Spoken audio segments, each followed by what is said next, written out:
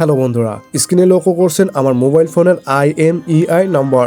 তো এই IMEI number অনেকেই জানেন যে মোবাইল ফোন চুরি হয়ে গেলে কিন্তু এই নাম্বারটার মাধ্যমে আপনারা ফোনটা ফিরে পান।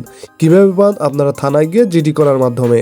তো এই IMEI নাম্বার কিন্তু অনেকেই মনে করেন যে আমাদের মোবাইল ফোনের সাথে যে বক্সটি দেয় তার সাথেই থাকে এবং মোবাইল ফোনে থাকে না। তো আমাদের কিন্তু মোবাইল ফোনের ভিতরেই মূলত এই IMEI পাওয়া যায়।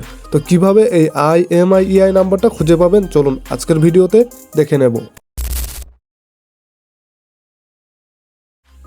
ওকে, শুরুতে আমরা IMEI নাম্বার পাওয়ার জন্য আমাদের মোবাইলে থাকা সেটিং অপশনে চলে যাব। এখান থেকে আসার পর সকল সেটিং আমাদের ওপেন হবে। এখানে প্রথমে দেখতে পাচ্ছি অ্যাবাউট ফোন। তো এই অ্যাবাউট ফোন কিন্তু আপনাদের সেটিংয়ের নিচে থাকে এবং কারোর উপরে থাকে। তো এখানে এই অ্যাবাউট ফোনে আপনারা ক্লিক করে দিবেন। এখানে ক্লিক করলে কিন্তু আমাদের মোবাইলের অনেক ইম্পর্টেন্ট অ্যাড্রেস, ম্যাক অ্যাড্রেস সবগুলো এখান থেকে আমরা পেয়ে যাব। তো এখান থেকে একটা অপশন দেখতে পাচ্ছি details, info and space. Just আপনারা এখানে ক্লিক করে দিবেন। এখানে ক্লিক করার পর দেখতে পাচ্ছেন এখানে আমাদের র্যাম, রোম এগুলো কিন্তু শো হচ্ছে। এখান থেকে একটু নিচে স্ক্রল করলে স্ট্যাটাস নামে অপশন পেয়ে যাচ্ছি। সিম্পলি এখানে ক্লিক করে দেব। এখানে ক্লিক করলে নিচে স্ক্রল করলে কিন্তু আমরা পেয়ে যাব আমাদের IMEI নাম্বার। তো এখানে যদি আমাদের দুইটা সিম সাপোর্ট থাকে মোবাইল ফোনে তাহলে কিন্তু IMEI দুইটা পেয়ে যাব।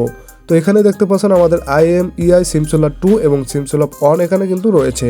জাস্ট এখান থেকে আমরা দেখে একটা স্ক্রিনশট আমরা অন্যথায় রেখে দেবো, অথবা এখান থেকে নাম্বারটা অন্যথায় আমরা কপি করে লিখে রাখবো। তো এটি কি হবে, যখনই আমাদের মোবাইলটি হারিয়ে যাবে তখন থেকে কিন্তু এই নাম্বারটা নিয়ে আমরা জিডি করতে পারবো। তো এখানে একটা কথা বলে দিই, অনেকেই কিন্তু বক্সের নাম্বারের অপেক্ষায় থাকেন, অর্থাৎ ফোনটি চুরি হয়ে গেলে কিন্তু বক্স থেকে নাম্বার নেবেন। এখানে আমরা বলে দিই এই বক্সের নাম্বার কিন্তু কিছু কিছু সময় ভুল হয়ে থাকে। ওকে, তাছাড়া আপনারা অনেকে সেটিং থেকে খুঁজে পান না, এই জন্য আপনারা কী করবেন, ডায়াল প্যাডে চলে আসবেন। ডায়াল প্যাডে এসে কী করবেন, এখানে *#06# অপশানে ক্লিক করে দিবেন। তো স্ক্রিনে দেখতে পাচ্ছেন আমি লিখে দিয়েছি। লিখে দেওয়ার সাথে সাথেই কিন্তু আমাদের মোবাইলে থাকা IMEI নাম্বারটা চলে আসছে। এখান থেকে মূলত আপনারা একটা খাতায় বা আপনাদের কপি করে অন্য স্থানে রেখে দিবেন। ওকে, এভাবে মূলত আপনারা IMEI দেখে নেবেন। ওকে, আজকে ভিডিও এ পর্যন্তই। ভিডিওটা ভালো লেগে থাকলে চ্যানেলটি সাবস্ক্রাইব করে পাশে থাকুন। আল্লাহ হাফেজ।